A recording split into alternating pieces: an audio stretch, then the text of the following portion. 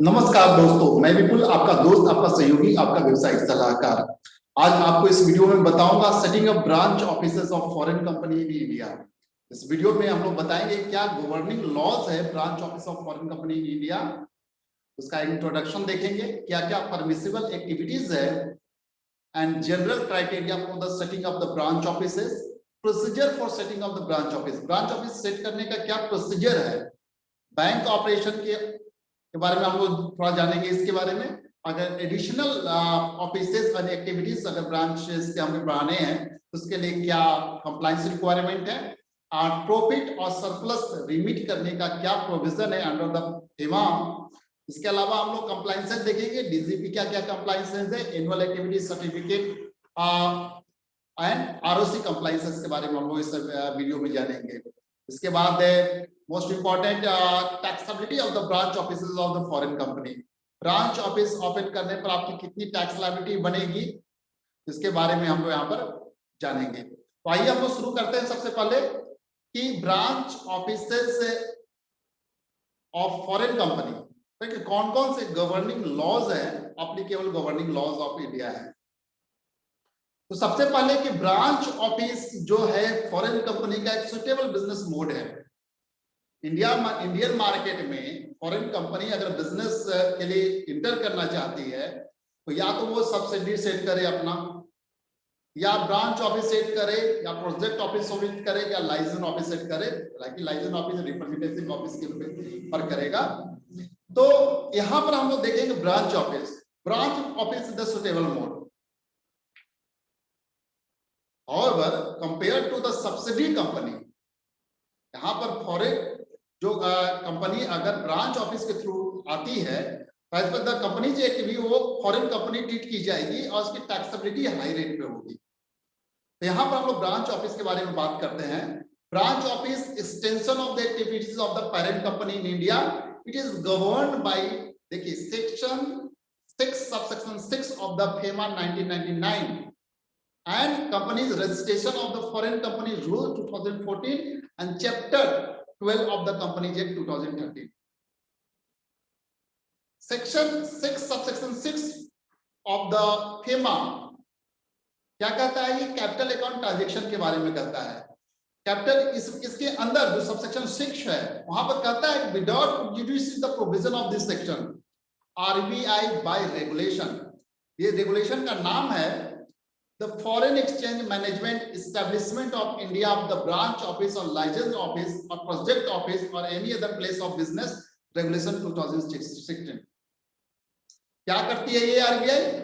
इस रेगुलेशन के through prohibit करती है, रिस्ट्रिक्ट करती है और रेगुलेट करती है establishment in India of branch office और other place of the business by a person resident outside India for carrying out any activity relating to such branch office और other place of the business.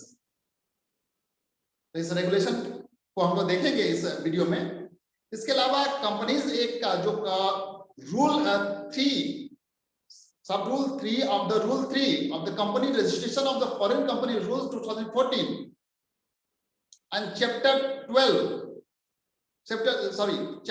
22 of the companies act 2013 बताती है कि अगर foreign company अगर branch office set करती है तो उसको यहाँ पर रजिस्ट्रार ऑफ कंपनी के पास फॉर्म FC1 में फाइल करना पड़ेगा with in 30 days of the establishment of the place of the business and उसको एक रजिस्ट्रेशन सर्टिफिकेट भी लेना पड़ेगा। चलिए आइए अब हम लोग देखते हैं। सबसे पहले हम लोग ब्रांच ऑफिस के बारे में एक इंट्रोडक्शन लेते हैं। देखिए एक ब्रांच ऑफिस क्या होता है? ब्रांच ऑफिस का मतलब होता है कि जो आपका पेरेंट कंपनी जो है, जो जिस बिजनेस या एक्टिविटी को कर रहा है, branch is substantially doing such activities under FEMA। देखिए permitted activities of the branch office in India और PROI क्या क्या है? एक्सपोर्ट इंपोर्ट ऑफ गुड्स, दूसरा रेंडरिंग प्रोफेशनल और कंसल्टेंसी सर्विसेज। देखिए यहाँ पर अपडेटेड मास्टर्स डायरेक्शन में आप देखेंगे RBI का, वहां लिखा हुआ other than practice of the legal profession in any matter. तो legal profession foreign law firm और कंपनीज। ठीक है, यहाँ पर चूंकि बार काउंसिल में उसको परमिशन नहीं है दिया जाता है कि यहाँ पे इंडिया में वो प्रैक्टिस कर सके। तो इंडिया में प्रैक्टिस करने के लिए बार काउंसिल में रजिस्ट्रेशन जरूरी है। आप नीचे देखेंगे कि सुप्रीम कोर्ट अपने इंटरनल ऑर्डर 2012 और 15 में उन्होंने एक केस में कहा कि bar council of the India, case का नाम है versus AK Balaji and others, directed RBI not to grant any permission to any foreign law firm on or after the date of the said interim order for opening of the even license office of in India। तो यहाँ पर आप देख रहे होंगे कि legal profession carry on नहीं कर सकते हैं through the LPO licence office से ओपन करके, तो इस तरह के परमिशन यहाँ पर नहीं मिलेंगे अदर लीगल प्रोफेशन। थर्ड है carrying out research work in which the parent company is engage. ठीक है, रिसर्च वर्क के लिए प्रमोटिंग टेक्निकल और financial collaboration between Indian companies and parent और overseas group companies, representing parent company in India and acting as buying selling agent in India, rendering service in the IT and development of the software in India, rendering technical support to the product or supplied by the parent या group company and representing foreign airlines and shipping company। तो ये permitted activity under the FEMA है for the operating branch office in India। तो इसके अगर हम short में अगर ओवरव्यू करें कि ब्रांच ऑफिस जो है ये आपका अपना पेरेंट का फॉरेन कंपनी बॉडी कॉर्पोरेट या अपना बिजनेस एक्सपैंड करना चाहता है इंडिया में थ्रू द ब्रांच के थ्रू एक्सपैंड कर सकता है। और branch office open in India by only that foreign body corporate who has engage in the manufacturing और trading activities, that is the check out the master circular. Only branch activity may be carried by this office. It does not have a separate legal entity. That is considered a foreign company, established place of the business of foreign company। ठीक है, यहाँ पर registration लेने का मतलब ये नहीं कि वो सेपरेट लीगल एंटिटी हो गई आपका। It is suitable for that foreign company who want to set up a temporary office in India। That is in a temporary form, a branch। हालांकि ये जो है लाइसेंस ऑफिस और प्रोजेक्ट ऑफिस के रूप में है। आप ब्रांच ऑफिस के लिए आप जैसे आप पेरेंट कंपनी वर्क कर रहा है, आप ब्रांच वर्क कर रहे हैं यहाँ पे। It's main role to increase the number of the prospective Indian customer and expand business of the foreign company in India. अब प्रॉफिट जो अर्न कर रहे हैं through the activity done by the PO freely remitted from India subject to payment of the taxes to Indian government. Branch office के through आप activity कर सकते हैं और प्रॉफिट जनरेट कर सकते हैं और प्रॉफिट को रिमिट कर सकते हैं subject to payment of the taxes in India. तो ये हमने एक ओवरव्यू, एक इंट्रोडक्शन लिया ब्रांच ऑफिस के बारे में। अब हम लोग देखते हैं कि जनरल क्राइटेरिया क्या है ब्रांच ऑफिस ओपन करने के लिए। तो फॉरेन कंपनीज जो ब्रांच ऑफिस ओपन करना चाहता है, इंक्लूडिंग, देखिए, इंक्लूडिंग फर्म और अदर एसोसिएशन ऑफ इंडिविजुअल, वो authorise dealer AD category 1 bank वो एप्लीकेशन मूव करता है सब्जेक्ट टू जो RBI गाइडलाइंस है, अकॉर्डिंगली RBI गाइडलाइंस। दूसरा, हम कुछ केसेस ऐसे हैं जहां पर प्रायर अप्रूवल RBI की रिक्वायरमेंट है और ये prior approval consultation with the government of India, मतलब गवर्नमेंट अप्रूवल एक तरह से हो गया, आपको मिलता है। तो in this case application from PRO, person resident outside India, for opening BO branch office shall be provided by the AD category 1 bank. जो हम मूव करते हैं AD कैटेगरी 1 बैंक को एप्लीकेशन, वो मूव करता है general manager RBI central office cell foreign exchange department 6 Sansad Marg New Delhi 110001, ठीक है। And who shall process the application in consultation with the government of India. किस किस केसेस क्या क्या है यहाँ पे केसेस देखेंगे। अगर एप्लीकेंट सिटीजन है पाकिस्तान का या रजिस्टर या इनकॉर्पोरेटेड इन पाकिस्तान को एंटिटी है। दूसरा, एप्लीकेंट इज ए सिटीजन और registered incorporated in Bangladesh, Sri Lanka, Afghanistan, Iran, China, Hong Kong और Macau. And application is for opening of the branch office in Jammu and Kashmir, North-East region and Andaman and Nicobar islands. Third, principal business of the applicant अगर 4 sector में fall करता है, कौन कौन? Defence में, telecom में, private security and information and broadcasting में। लेकिन आरबीआई अप्रूवल की प्रायर अप्रूवल रिक्वायरमेंट नहीं होगी अगर वहां पर गवर्नमेंट अप्रूवल या लाइसेंस या परमिशन कंसर्न मिनिस्ट्री रेगुलेटर से ऑलरेडी ग्रांट कर दिया गया, तो इन दैट केस आरबीआई की प्रायर अप्रूवल की जरूरत नहीं पड़ेगी। अब आइए देखते हैं कि एनजीओ, नॉट प्रॉफिट ऑर्गेनाइजेशन, ठीक है, body agency department of foreign government, इसके केस में अगर ये एंटिटी इंगेज है पार्शली और Holi of any activity allowed under the Foreign Contribution Regulation Act. In that case, they shall obtain certificate of registration under FCRA Act and shall not seek permission under the Foreign Exchange Management Act. FCRA के अंदर है, वहां पर activity जो allow activity है वो कर रही है, तो यहाँ पर उसको FEMA के अंदर उसको अप्रूवल नहीं लेना पड़ेगा।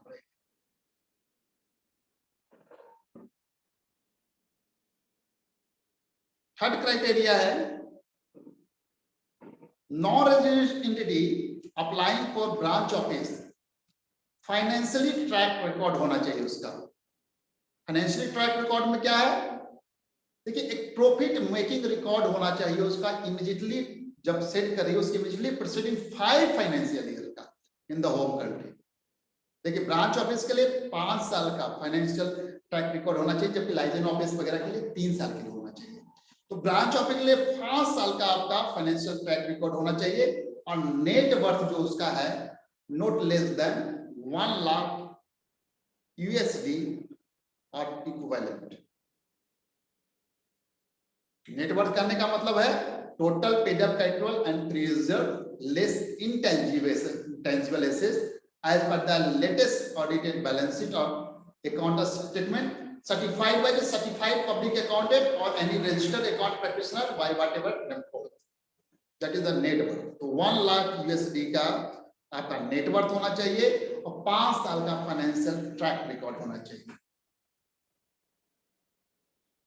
लेकिन अगर वो फाइनेंशियली साउंड नहीं है और सब्सिडरी है अनदर कंपनी का, इन दैट केस वो जो है एक लेटर ऑफ कंफर्ट पेरेंट या ग्रुप कंपनी से प्रोवाइड करेगा, subject to the condition that the parent या ग्रुप कंपनी सेटिस्फाइड।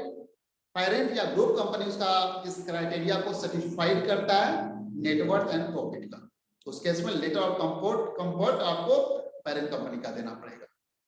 तो ये जनरल क्राइटेरिया था for setting up branch office in India. अब आइए हम लोग देखते हैं प्रोसीजर क्या है। ब्रांच ऑफिस सेट करना है तो क्या प्रोसीजर है। तो सबसे पहले applicant non resident form FNC submit करेगा डिजाइनेटेड ऑथराइज्ड डीलर कैटेगरी 1 में। कहने का मतलब एडी कैटेगरी 1 में जो आइडेंटिफाइड बाय द एप्लीकेंट है, जिसके साथ वो बैंकिंग रिलेशनशिप परस्यू करने के लिए इंटेंस है, उसके पास फॉर्म एफएनसी सबमिट करेगा अलॉन्ग विद द प्रिस्क्राइब्ड जो मेंशन डॉक्यूमेंट है, और जहां पर लेटर ऑफ कंफर्ट है वो जहां एप्लीकेबल है, जिनके of the not financially track record financial soundness नहीं है, उस केस में लेटर LOC आपका पेरेंट कंपनी का होता है। AD category 1 bank due diligence compliance exercise करेगा, ड्यू डिलिजेंस एक्सरसाइज करेगा, देखेगा एप्लीकेंट का बैकग्राउंड क्या है, एलिजिबिलिटी क्राइटेरिया, एलिजिबल है कि नहीं, नेट फाइनेंशियली साउंड है कि नहीं, नेटवर्थ है कि नहीं, एंटीसीडेंट ऑफ द प्रोमोटर का हिस्ट्री भी चेक करेगा, nature and location of the activity of the applicant, source of the fund and KYC norms, ये सारा चेक करेगा। और बिफोर गिविंग अप्रूवल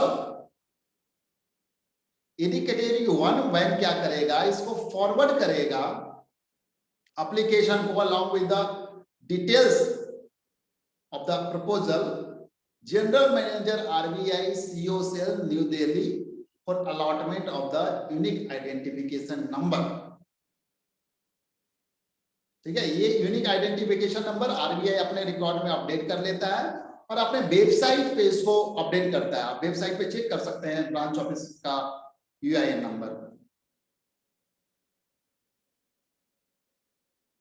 अब क्या है कि एप्लीकेंट जब रिसीव करता है permission for setting of the branch office, वो इन्फॉर्म करता है डिजाइनेटेड AD बैंक को as to the date on which branch office has been set up। अब AD बैंक जो है अब उसको इन्फॉर्म करता है RBI को अकॉर्डिंगली। अगर approval granted by the AD bank surrender हो जाता है या एक्सपायर हो जाता है पीरियड वो without BO project of branch office setup, in that case AD shall inform RBI accordingly. अगर वो एक्सपायर हो जाता है तो भी वो इन्फॉर्म करता है सो दैट RBI अपने रिकॉर्ड में उसको अपडेट कर दे। ये जो अप्रूवल ग्रांट है, ये इस प्रोविजो इसमें होता है कि जो अप्रूवल दिया जा रहा है तो विद इन 6 मंथ के अंदर आपको ये ब्रांच ऑफिस सेट कर लेना है। और अगर मान लीजिए सपोज 6 मंथ के अंदर नहीं आया है तो आप फर्दर एक्सटेंशन 6 मंथ का आप ले लीजिए, AD के थ्रू अप्लाई कर दीजिए। लेकिन अगर 6 मंथ में भी सेट नहीं होता तो फर्दर एक्सटेंशन लेने के लिए आपको RBI का प्रायर अप्रूवल लेना पड़ेगा।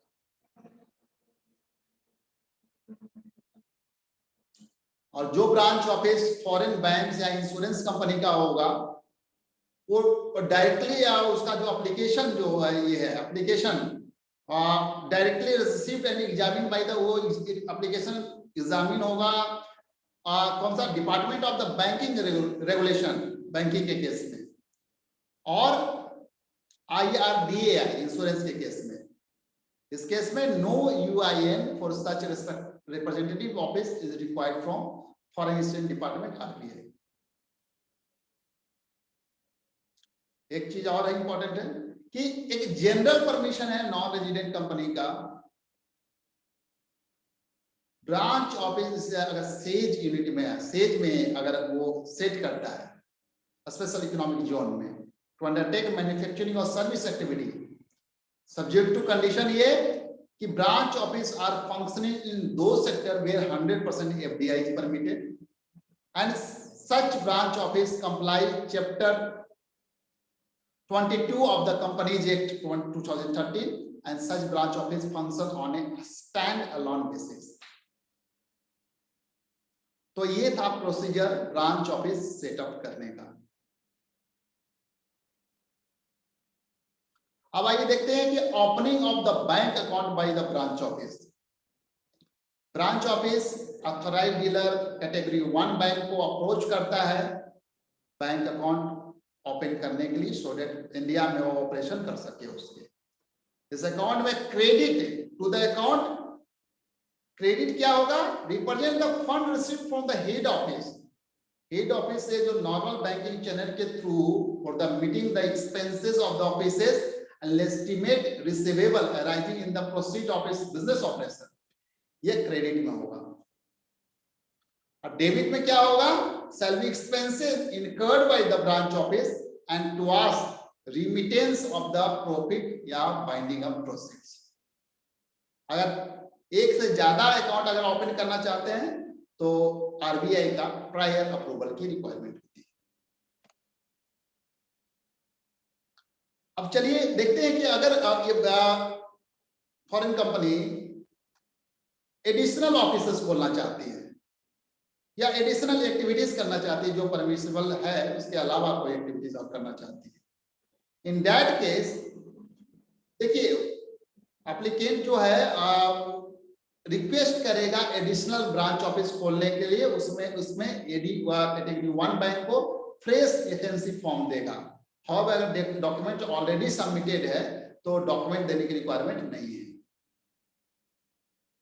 अगर उसमें कोई चेंज नहीं हो इंफॉर्मेशन में।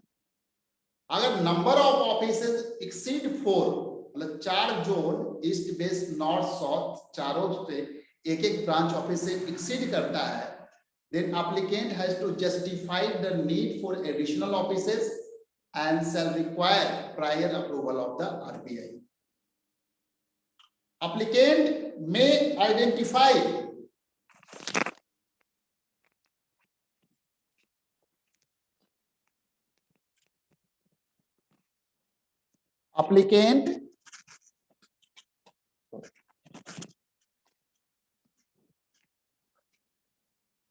however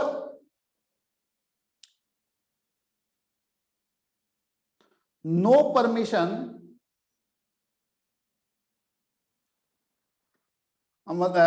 sorry, if the number of offices exceed 4, in that case applicant has justified need for the application additional offices and it shall require prior approval of the RBI. अब उसमें सारे offices में एक office को as a nodal office identify करेगी जो coordinate करेगा activities of the all offices in India. जहां पर एग्जिस्टिंग ब्रांच ऑफिस शिफ्ट होता है another city in India, in that case prior approval from the AD category 1 bank is required.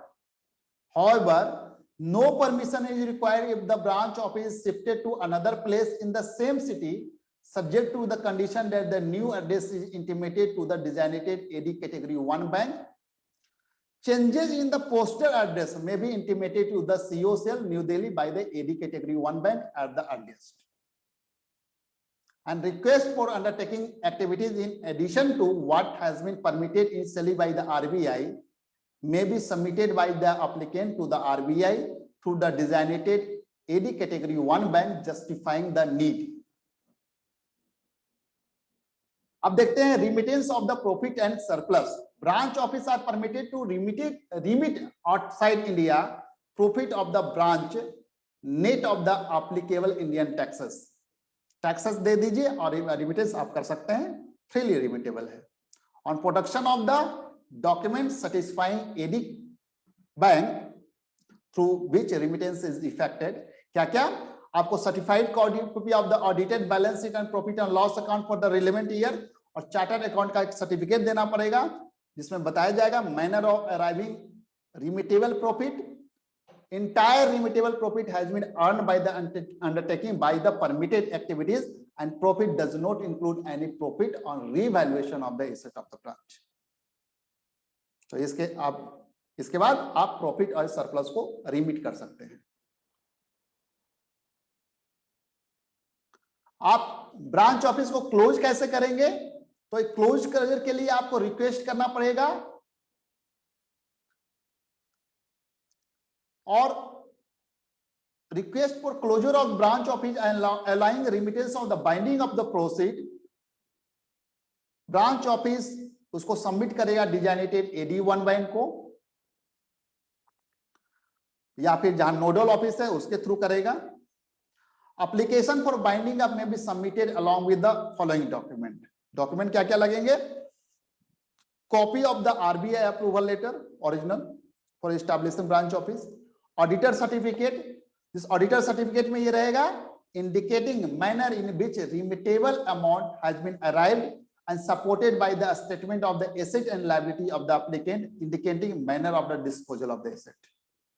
दूसरा, confirming all liabilities in India, including areas of the gratuity, benefits to the employee, etc. of the office, has been either fully made or adequately provided. Confirming that no income accruing from the sources outside India, including proceeds of the export, has remained unreported to India. And confirming from the applicant or parent company that no legal proceeding in any court in India are pending against the branch office and no legal impediment to the remittance. A report from the ROC regarding compliance with the provision of the Companies Act and in case of the binding of the branch office in India where applicable. Designated AD bank has to ensure that the branch office has filed their respective annual activity certificate with the AD, International Taxation Board. Any other documents specified by the RBI, अगर कोई इसके बाद भी कोई specify करती है तो उसको. And designated AD bank may allow remittance of the binding of proceed in respect of the office of the bank and insurance company after obtaining copies of the permission of the closure from the sectoral regulator along with the document mentioned above. इसके अलावा अगर मान लीजिए banking में है या फिर आप इंश्योरेंस में है तो IRDAI का अप्रूवल, इस तरह का आपको अप्रूवल की रिक्वायरमेंट है जो करना पड़ेगा क्लोजर के लिए. अब एक पुलिस अथॉरिटीज के पास रजिस्ट्रेशन, अगर applicant Bangladesh, Sri Lanka, Afghanistan, Iran, China, Hong Kong, Macau और पाकिस्तान का है तो in that case desirous of opening a branch office in India have to register with the state police authorities. Copy of approval letter for person from these countries shall be marked by the AD category 1 bank to the Ministry of Home Affairs, Internal Security Division 1, Government of India, New Delhi for necessary action and records. Compliances में देखते हैं annual activity certificate, every branch office annual activity 31st March तक का submit करेगा along with the audited balance sheet and also attached with the AAC at the time of reporting to the authorized dealer category 1 bank and Director General of Income Tax, International Taxation, New Delhi. अगर multiple branch office है in that case combined annual activity certificate in respect of all the offices situated in India has to be submitted by the nodal office. इसके बाद companies act के अंदर आप देख सकते हैं कि क्या क्या कंप्लायंसेस. कंपनीज एक्ट के अंदर सेक्शन 2 क्लॉज 42 डिफाइन करता है फॉरेन कंपनी को. फॉरेन कंपनी का मतलब एनी कंपनी और body corporate incorporated outside India which has a place of the business in India whether by itself or through any agent physically or through electronic mode and conduct any business activity in India in any other manner. That is the foreign company.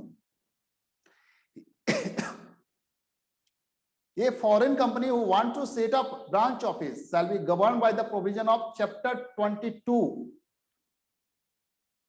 of the Companies Act and companies registration of the foreign company rule 2014. After getting approval from the RBI, ये companies act के अंदर इसको registration कराना पड़ता है. तो ministry of corporate affairs में इसको e form FC1 within 30 days of the establishment of the place of business इसको फाइल करना पड़ता है along with the letter of the approval जो आपको मिला हुआ है RBI का. और जो फॉरेन कंपनी का certificate of incorporation, memorandum of association, article of association, authority letter, इसको आपको सबमिट करना पड़ता है. इसके अलावा आपको एनुअल कंप्लायंसेस में अगर कोई अल्टरेशन वगैरह होता है तो FC2 फाइल करना पड़ता है, रिटर्न ऑफ अल्टरेशन. इसके बाद फॉर्म FC3 जो है आपको हर साल annual an account along with the list of all principle of the business आपको MCO को फाइल करना पड़ता है. इसके बाद ई फॉर्म FC4 जो है annual return of the foreign company, इसको भी फाइल करना पड़ता है. तो ये थे compliances under the companies act. अब जो मोस्ट इंपॉर्टेंट देखेंगे टैक्सेबिलिटी क्या है ब्रांच ऑफिस का.